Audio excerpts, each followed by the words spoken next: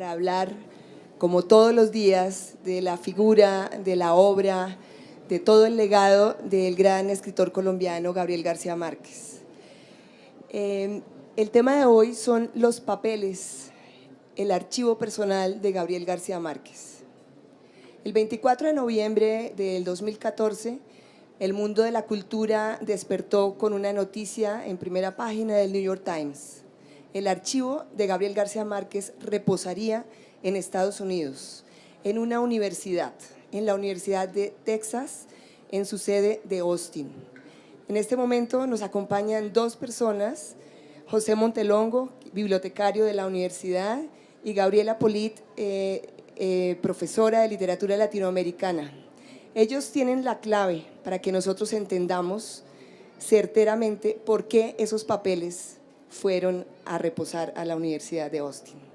Entonces, la primera pregunta es, José, ¿por qué? Explíquenos por qué, si nosotros ese día en Colombia, en México, en muchos lugares se armó una pelea bastante interesante. Los periodistas, los colombianos, los mexicanos dijeron, ¿por qué en un país que le ha negado la entrada a García Márquez durante tantos años va a reposar su legado, va a reposar su patrimonio, va a reposar la esencia de lo que fue este gran escritor latinoamericano? ¿Por qué?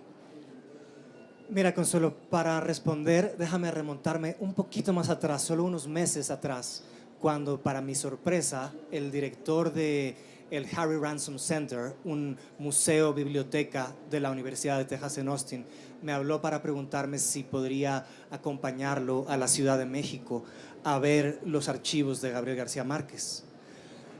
Yo pensé que alguien tendría que sacrificarse y que me encantaría ir a la Ciudad de México, que es mi ciudad además. Pues bueno, para cualquier admirador de Gabriel García Márquez significaba un privilegio enorme. Y yo pude además, durante ese viaje, además de observar los papeles, que después les puedo contar qué fue lo que vi, pude preguntarle a Steve Ennis, el director de esta institución que adquirió los archivos de Gabriel García Márquez, algunos detalles sobre la adquisición, y pude enterarme de que fue la familia de Gabriel García Márquez, cuando Gabriel García Márquez todavía estaba vivo, fueron ellos quienes se acercaron a la Universidad de Texas en Austin y negociaron directamente y exclusivamente con la Universidad de Texas en Austin. Es decir, que la familia, con la anuencia de Gabriel García Márquez, decidió que sus papeles fueran custodiados en la Universidad de Texas en Austin. Esa es la respuesta corta. Gabriela, sí, tiene algo que añadir sobre por qué Austin. Precisamente la gran sorpresa de pues, los lectores de García Márquez fue el señalamiento que hizo la familia a través de un comunicado en donde expresaba que hacía muchos años Gabriel García Márquez había manifestado su voluntad de que su archivo personal, sus papeles estuvieran en esa universidad. Entonces la polémica que empezó con todos unos visos de patrioterismos de una parte y de otra, ya tomó un camino un poco más esclarecedor, y es ¿por qué Gabo quería estar en Austin? Gabriela. Bueno, gracias, y gracias por la invitación. Es una tarea muy importante para nosotros de estar aquí hablando con ustedes y contarles por qué Gabo escogió ese vecindario. La Universidad de Texas en Austin tiene la biblioteca de estudios latinoamericanos más grandes de los Estados Unidos y quizá del mundo. Y el Harry Ransom Center, como dijo José, es un museo, biblioteca, es decir, ahí uno no saca los libros, sino que los investiga in situ, en el lugar. La biblioteca, además de ser una biblioteca impresionante, la Benson, atrae a la mayor cantidad de académicos que estudian América Latina la Universidad de Austin tiene la mayor cantidad de profesores interesados en América Latina y va desde literatura, ciencias políticas, geología, arquitectura, música. Entonces, no solo que el Harry Ransom tiene el techo de los universales, Gabo es colombiano, es mexicano, es latinoamericano, pero es universal y es ahí donde está, entre los universales, con un grupo importantísimo de académicos de toda América Latina. Entonces creo que es la conjunción de las dos cosas lo que le llevó allá. Vale, pues digamos que claro, esa es una explicación, digamos, en la superficie, pero nos gustaría un poco que no estoy diciendo que tu respuesta fue superficial, no, estoy diciendo que nos adentremos un poco, y es porque nos gustaría conocer un poco más cuáles son esos compañeros de estante que tiene Gabo. Yo empecé con la polémica que surgió ese día, al gobierno colombiano, al gobierno mexicano, los periodistas lo abordaron con una conclusión, y es que los gobiernos no apostaron por ese patrimonio, los gobiernos no supieron que tenían en sus manos un gran legado y realmente no entraron a las páginas, no entraron a investigar, no sacaron dineros públicos para comprar semejante patrimonio. A las 5 de la tarde, cuando se conoció el comunicado de la familia, bueno, ya tuvieron que apaciguarse las aguas, pero aún así, los días siguientes todos los comentarios eran: ese legado tiene que estar en Colombia, esos archivos, esos papeles tienen que estar en Colombia, ¿por qué tienen que estar en otra parte? Entonces hemos ido haciendo un seguimiento de todas las opiniones alrededor de este tema, y hemos encontrado, por ejemplo, que el manuscrito de Rayuela está allá. Hemos encontrado que manuscritos importantísimos, inéditos de Borges están allá, y no han criticado al gobierno argentino por falta de patrioterismo, de que quieran que les devuelvan los papeles de Borges y de Cortázar a la Argentina. Entonces, hay una expresa voluntad de Gabo que tiene que ver muchísimo con su idea de la literatura, con su idea de lo que significa ser universal y preservado hacia el futuro. ¿Por qué no nos cuentan un poco de eso? Los compañeros de estantería de Gabriel García Márquez en la Universidad de Texas en Austin van a ser autores que él admiraba, autores que él confesaba que habían influido mucho en su literatura. Estamos hablando de William Faulkner, Virginia Woolf, Ernest Hemingway. Digamos que él va a estar ahí entre sus pares de la literatura universal. ¿Podrían haber estado los archivos de Gabriel García Márquez bien cuidados, bien preservados y accesibles al público en Colombia o en México? Sí, claro que sí, yo pienso que sí.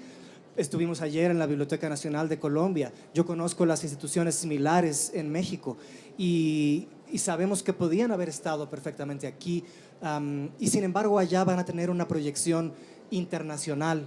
Van a haber investigadores de todas partes que vendrán a Austin a visitar a los autores que influyeron en García Márquez y a tratar de averiguar en esos papeles cómo era el proceso creativo de Gabriel García Márquez. Y como ustedes saben muy bien, hay gente interesada en la literatura de Gabriel García Márquez en China y Japón y Europa, África, en los cinco continentes.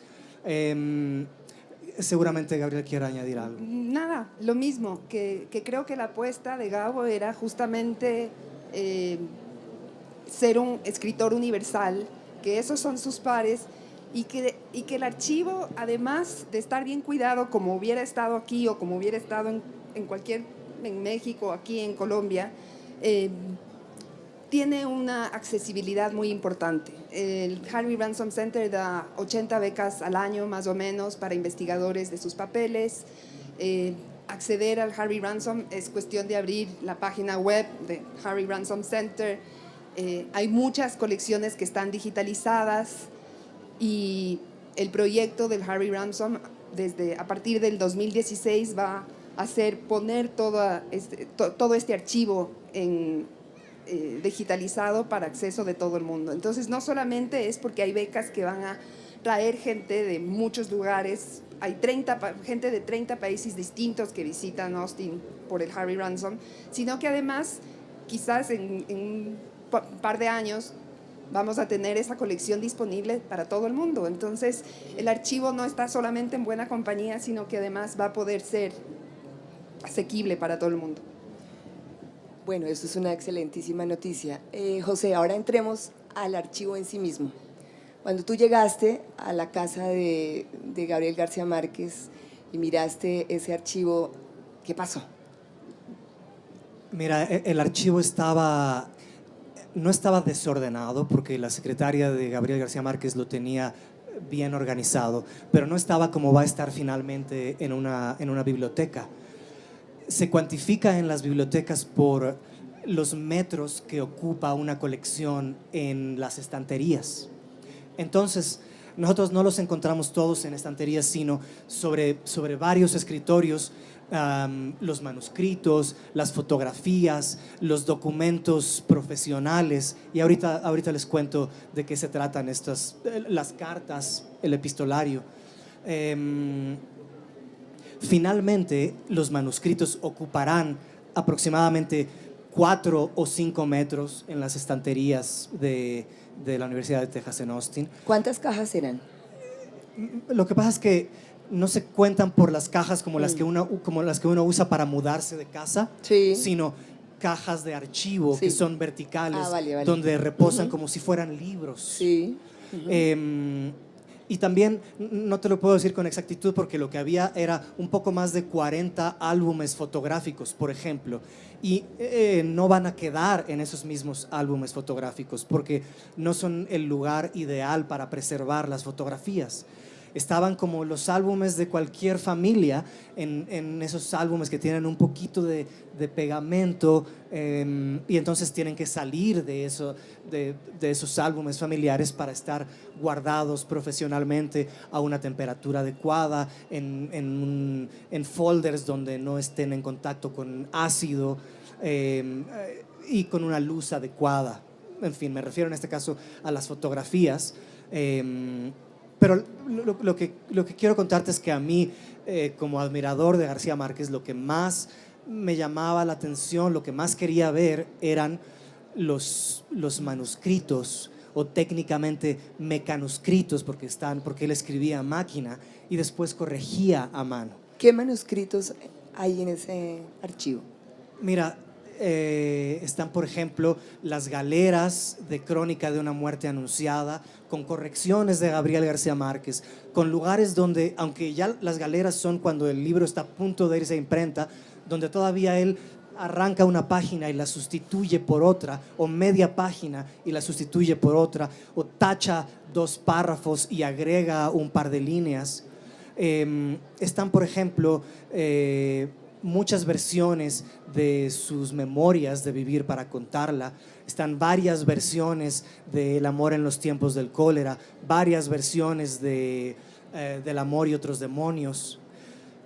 Entre las cosas más interesantes que hay para entender su proceso creativo están una serie de fichas y fotocopias y libros sobre Simón Bolívar que utilizó García Márquez para investigar su novela El general en su laberinto. Sí, hay como los especialistas nos cuentan que García Márquez escribía el día, terminaba, dejaba reposar esa página, al día siguiente la pasaba y rompía la anterior.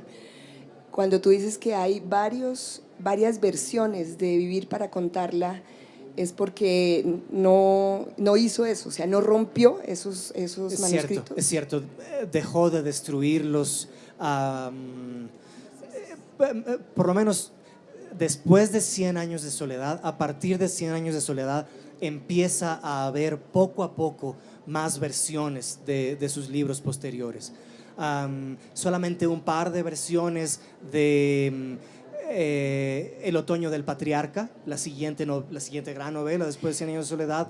Solamente un par de versiones de Crónica de una muerte anunciada, pero un poquito más de El amor en los tiempos del cólera, un poquito más del amor y otros demonios, y la mayor cantidad, 10 versiones de la novela inédita En agosto nos vemos. Entonces vamos desde lo que la biblioteca tiene ahora de 100 años de soledad, un solo ejemplar final, con unas pocas correcciones, donde Gabriel García Márquez elimina varios puntos y aparte que había puesto en las primeras páginas de 100 años de soledad.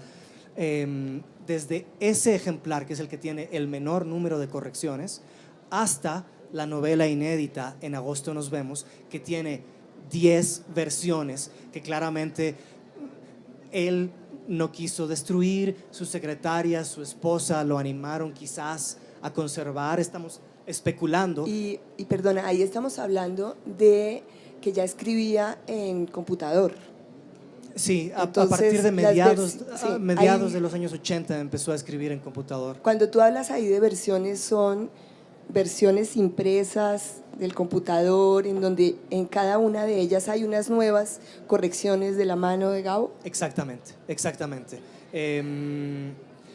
Estas versiones de Vivir para contarla, estas versiones de la novela inédita En agosto nos vemos, son impresos de la computadora, donde él a veces en la página, en el reverso de la página que quedaba en blanco, hacía añadiduras, indicaciones, notas para sí mismo, tachones, y así, y se guardó esa primera versión y esa segunda versión y esa tercera versión hasta tener 10 versiones de esa novela última. Gabriela, la gente los estudiantes y especialistas que van a tener acceso a este archivo, inicialmente va a haber un grupo, o está un grupo trabajando en su clasificación para después darle acceso a esos investigadores. ¿Cómo es ese proceso?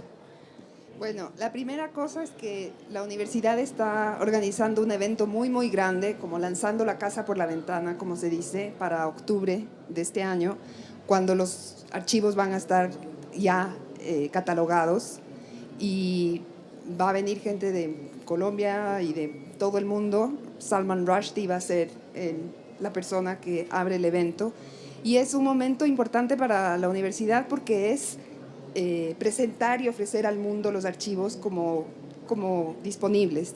A partir de ahí, lo que se está pensando es generar becas para gente e investigadores, porque todo lo que les está contando José para los investigadores es oro. La escritura es un proceso, y es un proceso complicado. Entonces, para la gente que hace literatura, tener acceso a estos archivos y ver ese proceso de escritura es indicador de muchas, muchas cosas. La importancia de poner esos archivos, dar becas para que la gente venga.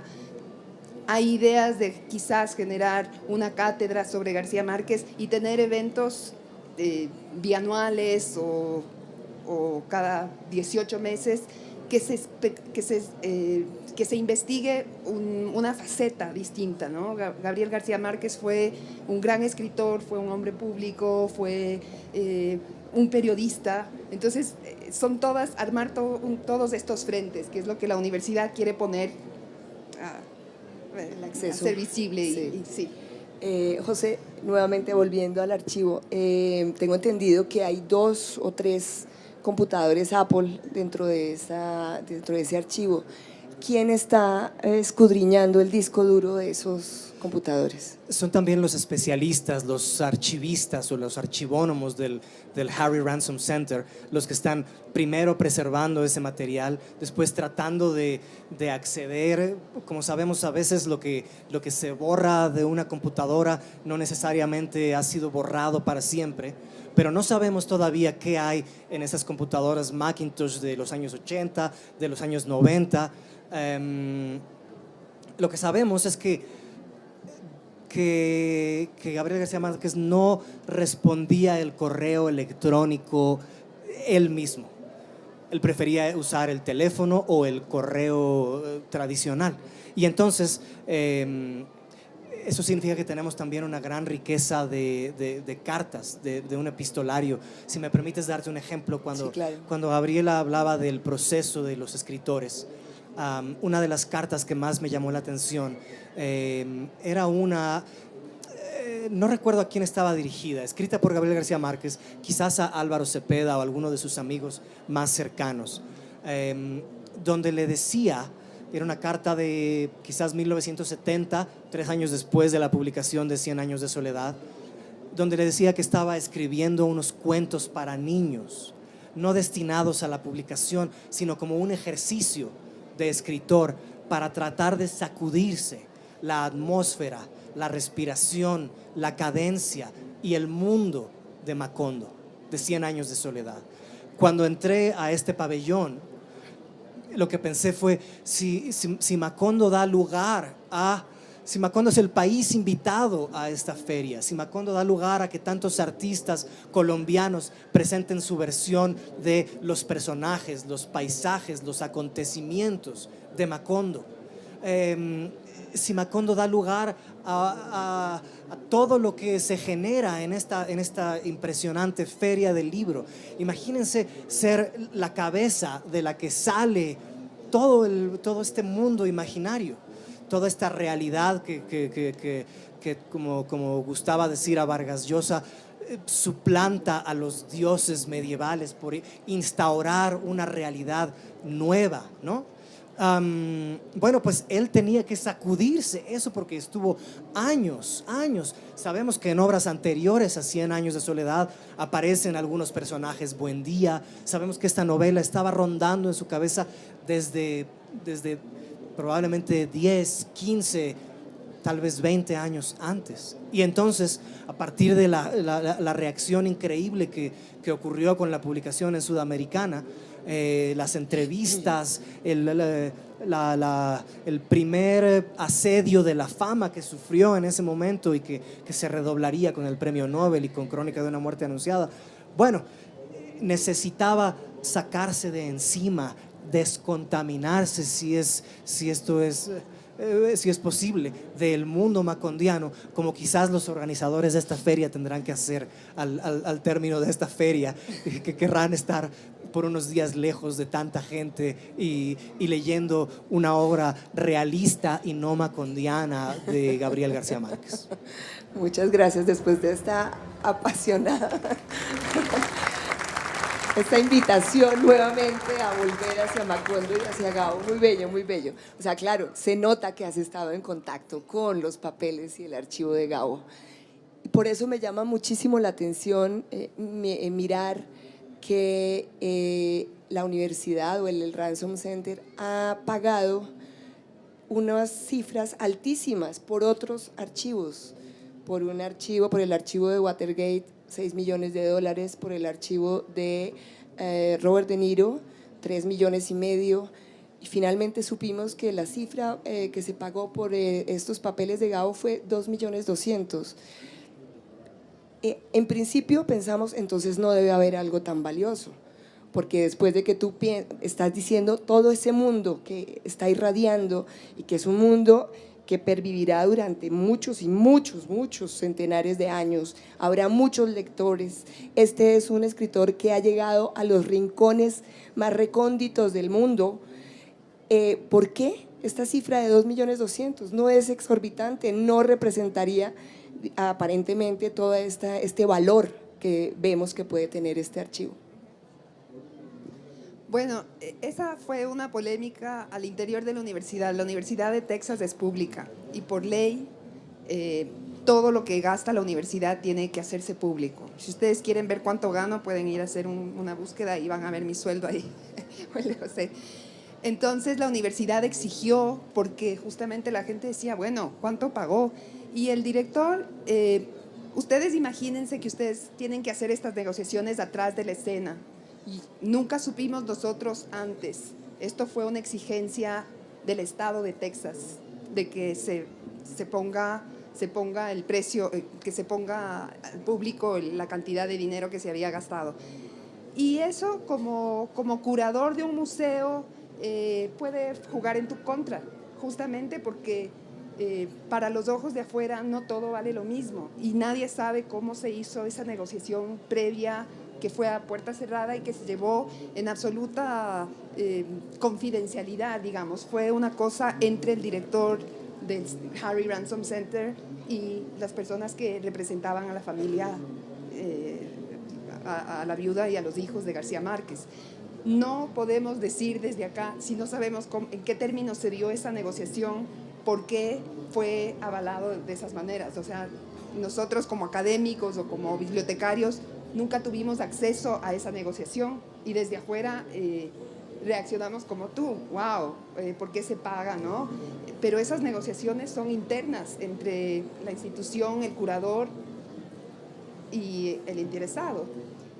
Lo que nos recuerda, Consuelo, me parece, quiero añadir a lo que acaba de decir Gabriela, que estoy completamente de acuerdo.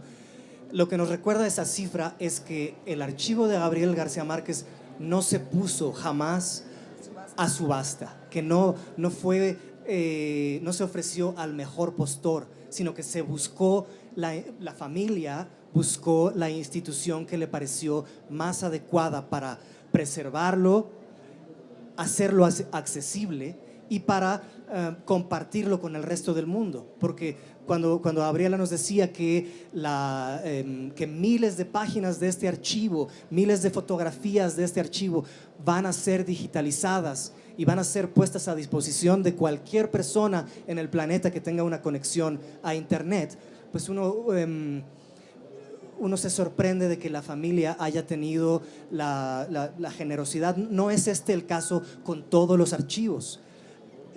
Todo lo que está ahí, el copyright, los derechos le pertenecen a los herederos y es la familia la que decide que el contenido de ese archivo sea visible para cualquier persona en el mundo, porque ellos saben que García Márquez tenía admiradores en todas partes y quieren que no nada más las personas que puedan hacer la peregrinación a Austin, que tengan el dinero para ir o que tengan la capacidad de llenar las formas para conseguir estas becas, saben que mucha gente no tendrá acceso a… No es así en todos los demás archivos, no hay derecho a digitalizarlos, a ponerlos al acceso público, ¿no? No.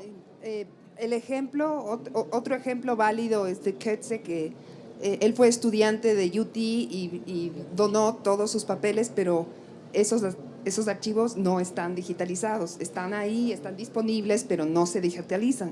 Entonces quizás, y esto es un poco especulando, si uno compara el precio y compara lo que va a pasar con este archivo, realmente uno debe estar agradecido por las decisiones que tomó la familia, ¿no? Los herederos. Digo Coetzee porque es un escritor que está vivo, ¿no? Sí, premio Nobel, sí. Me parece que habría que si hablamos de precio, tenemos que hablar también de valor. Y es decir, ¿por qué son tan importantes los manuscritos donde Gabriel García Márquez corrige, añade, se arrepiente, se regresa? ¿Por qué son tan valiosos? ¿En qué sentido? ¿Qué les da ese valor? ¿Se trata de una especie de fetichismo? Conrado Zuloaga ayer en la Biblioteca Nacional nos decía que a veces se genera alrededor de Gabriel García Márquez una gabolatría, como si cada quien quisiera tener un pedacito del poeta, y una especie de fetichización de la figura y del autor, mientras que tenemos que pensar que el valor tiene más que ver con, me gustaría explicarlo de esta manera. En los meses anteriores estuve leyendo sobre cómo se estudian ciertas pinturas de los grandes pintores, como por ejemplo de Velázquez. Los estudiosos voltean los cuadros para ver si en el lienzo, si en la parte trasera del lienzo hay lo que ellos llaman los arrepentimientos de Velázquez, las pinceladas que daba y de las que después se arrepentía. La idea de la composición del cuadro que tenía, cómo iba ensayando una composición, aproximándose a la obra que pensaba, y después volteaba el lienzo y ponía la obra definitiva. Y cómo también a través de la tecnología moderna se pueden estudiar las pinceladas que quedan por debajo de la pincelada final. Bueno, pues eso es lo que vamos a poder estudiar en este archivo de Gabriel García Márquez. El término técnico es la crítica genética, la génesis de esas obras, lo cual no debe llevarnos también, una vez más, al fetichismo o al error de pensar que en la primera versión está la verdad de esa obra. No, no, no. En este caso, la versión original, la primera versión, no significa que esa nos vaya a dar una interpretación mejor o más válida de esa obra de Gabriel García Márquez. Lo que nos dará será una aproximación a las etapas constructivas. De eso se habla en la arquitectura, ¿no? O en la arqueología, las capas geológicas de cómo se fue gestando cierta obra en la mente de García Márquez. Me gustaría sumar a eso que lo interesante de pensar en un archivo, en el proceso creativo, es que el proceso de la lectura es igual y el archivo lo que le engancha a uno es los varios procesos de lectura. Y quizás todos tengamos la experiencia de haber leído 100 años de soledad hace 20 años y daríamos una lectura muy distinta si la volvemos a leer ahora. Entonces, si el proceso de escritura es un proceso vivo, el proceso de lectura también lo es. Y por eso la existencia de un archivo como un archivo disponible al público es muy importante. No pensar en un archivo como un cementerio, ¿no? Sino como una cuestión viva, que es… Precisamente les iba a preguntar, el acceso a esos archivos cuando ya estén clasificados y esas 80 becas y también quien se pueda desplazar hasta la universidad, el acceso es indirecto. Tú te puedes sentar, mirar la primera versión del otoño, mirar la segunda, cogerlas con sus propias manos, ¿se puede? Así es un acceso, como decía Gabriela, es una universidad pública y recibimos a gente de todas partes y procuramos atender y tratar de la misma manera al investigador de la universidad más importante que a la persona que es un admirador de un escritor o a una persona que está jubilada y vive en Austin y quiere ver los papeles de cierto escritor o quiere tener acceso a un libro. Los tratamos a todos de la misma manera. No necesitas ni siquiera una carta de tu institución donde el director de tu departamento o el rector dice que no necesitas nada. Lo que sí vas a necesitar va a ser paciencia, porque unas colas tremendas. Porque claro. 40 personas no pueden estar viendo al mismo tiempo Claro. los manuscritos de la misma novela. Sí, pero me llama la atención pues que los manuscritos quedarían expuestos al deterioro, habría como una exposición muy grande y precisamente parte de que estén allí en esas instituciones es la preservación. Bueno, les voy a contar la experiencia, ¿no? Como investigadora, uno da el nombre, le dan un número y uno generalmente pide el material la noche anterior para darle oportunidad al bibliotecario que, si yo digo, manuscrito de la obra inédita de García Márquez, que va a estar en posiblemente más de una caja, esas cajas de las que hablaba José, y yo digo las 3 cajas. Entonces al día siguiente, dependiendo que no haya cola, si hay muchos pedidos voy a tener que esperar. Yo me imagino, decíamos con José al principio, va a hacer colas, y cuando vaya pasando el tiempo va a ser más fácil que te den la cita al día siguiente a las 8 de la mañana. Tú llegas y la caja está ahí. ¿Sin guantes? ¿Tú vas sin guantes? Pero las páginas están las hojas en están unos folios de plástico. Están en papel Sí. en un papel celofán transparente. Y entonces uno puede, en algunos casos, puede tomar fotografías dependiendo de las regulaciones que haya con cada archivo. No se necesita guantes, pero los papeles están en papel celofán. Y uno devuelve la caja, uno recoge la caja 2 y así es como se hace. O sea, no es ninguna otra… Bueno, el evento que ustedes están programando para octubre es un evento en donde ya habrá un listado de todos los elementos que están allí en ese archivo. Digamos, claro, nos interesa muchísimo las fotografías, las cartas y demás, pero desde el punto de vista nuestro bibliotecario y como dices tú, nos interesa muchísimo la cocina, la química de la escritura. ¿Qué podemos esperar para unas nuevas ediciones críticas, sustentadas? ¿Qué podemos esperar? Es muy interesante pensar en la posibilidad de algunas ediciones críticas en las que el lector común y corriente pueda no nada más ver las correcciones manuscritas en una edición facsimilar, sino por medio de los críticos especializados tratar de entender qué significan algunos de esos cambios o qué producen, qué hubiera podido... la creación artística no es un proceso científico. Hay momentos en el que el autor tuvo que decidir por esta palabra en vez de por esta otra, o eliminar un párrafo entero. ¿Cómo leeríamos esa obra si ese párrafo se hubiera quedado ahí? Y los lectores, los admiradores de García Márquez tendrán acceso a ese tipo de... es como mirar por encima del hombro del escritor cuando está escribiendo y meterse, como dices tú, en la cocina y ver algo que no estaba destinado a los ojos del público, porque las obras de Gabriel García Márquez, el legado de García Márquez está en las librerías de todo el mundo. Lo que él quiso que quedara de su obra está ahí en las librerías de todo el mundo para que lo vea cualquier persona.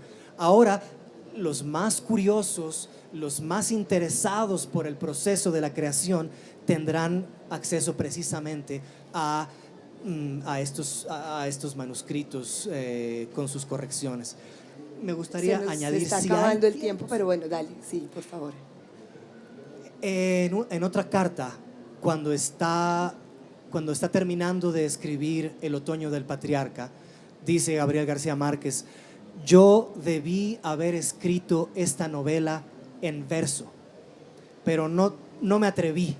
Dice, pero por eso está escrita en una prosa casi de sílabas contadas, en una prosa casi rimada. La cadencia del otoño del patriarca es impresionante, es increíble que haya sostenido esa respiración y que haya conseguido además una novela tan fastuosa como esta novela, con una, en fin, de una prolijidad y de una prosa de esta naturaleza, porque era un gran lector de poesía, porque no dejaba de leer a sus clásicos, a los poetas de los que él estaba enamorado. Estamos hablando de Garcilaso, de Quevedo.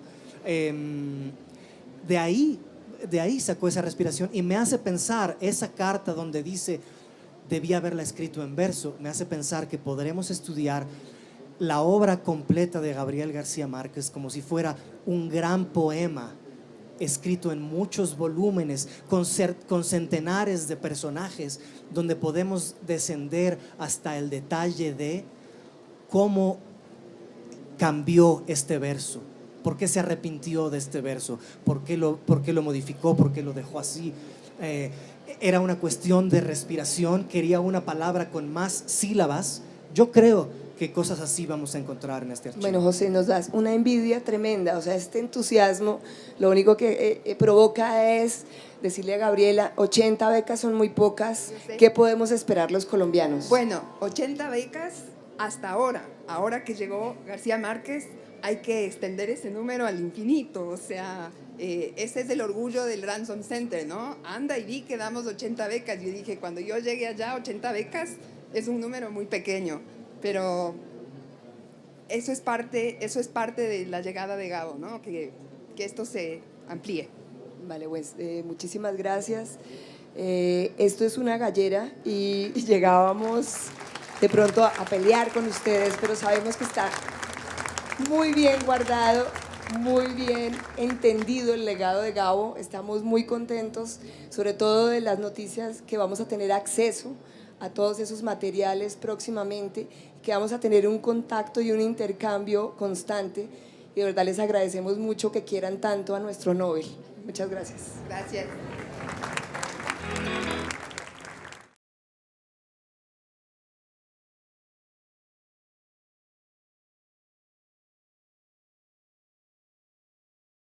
Un museo, biblioteca de la Universidad de Texas en Austin, me habló para preguntarme si podría acompañarlo a la Ciudad de México a ver los archivos de Gabriel García Márquez. Yo pensé que alguien tendría que sacrificarse y que me encantaría ir a la Ciudad de México, que es mi ciudad además, Pues bueno, para cualquier admirador de Gabriel García Márquez significaba un privilegio enorme. Y yo pude además, durante ese viaje, además de observar los papeles que después les puedo contar qué fue lo que vi, pude preguntarle a Steve Ennis, el director de esta institución que adquirió los archivos de Gabriel García Márquez, algunos detalles sobre la adquisición. Y pude enterarme de que fue la familia de Gabriel García Márquez, cuando Gabriel García Márquez todavía estaba vivo, fueron ellos quienes se acercaron a la Universidad de Texas en Austin y negociaron directamente y exclusivamente con la Universidad de Texas en Austin. Es decir, que la familia, con la anuencia de Gabriel García Márquez, decidió que sus papeles fueran custodiados en la Universidad de Texas en Austin. Esa es la respuesta corta.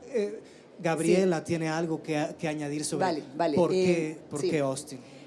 Precisamente la gran sorpresa de pues, los lectores de García Márquez fue el señalamiento que hizo la familia a través de un comunicado en donde expresaba que hacía muchos años Gabriel García Márquez había manifestado su voluntad de que su archivo personal, sus papeles…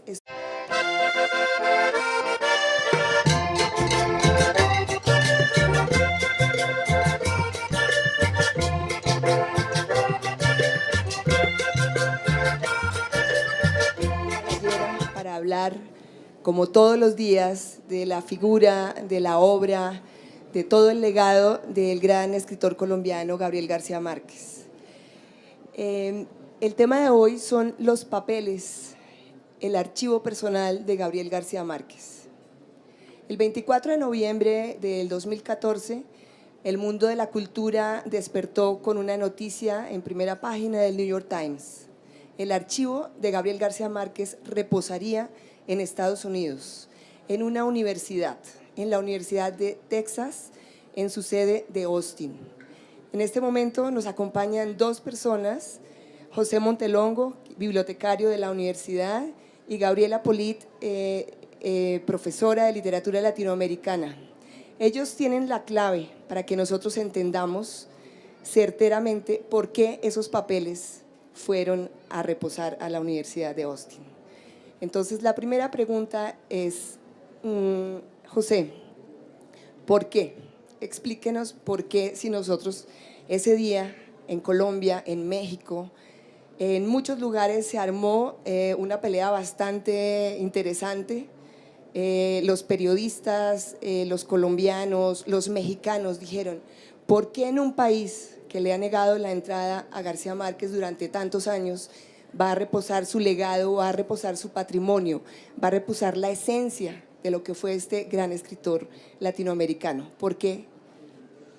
Mira, Consuelo, para responder, déjame remontarme un poquito más atrás, solo unos meses atrás, cuando, para mi sorpresa, el director de el Harry Ransom Center estuvieran en esa universidad. Entonces, la polémica que empezó con todos unos visos de patrioterismos de una parte y de otra, ya tomó un camino un poco más esclarecedor, y es ¿por qué Gabo quería estar en Austin? Gabriela. Bueno, gracias y gracias por la invitación. Es una tarea muy importante para nosotros de estar aquí hablando con ustedes y contarles por qué Gabo escogió ese vecindario. La Universidad de Texas en Austin tiene la biblioteca de estudios latinoamericanos más grandes de los Estados Unidos y quizá del mundo. Y el Harry Ransom Center, como dijo José, es un museo, biblioteca, es decir, ahí uno no saca los libros, sino que los investiga in situ, en el lugar. La biblioteca, además de ser una biblioteca impresionante, la Benson, atrae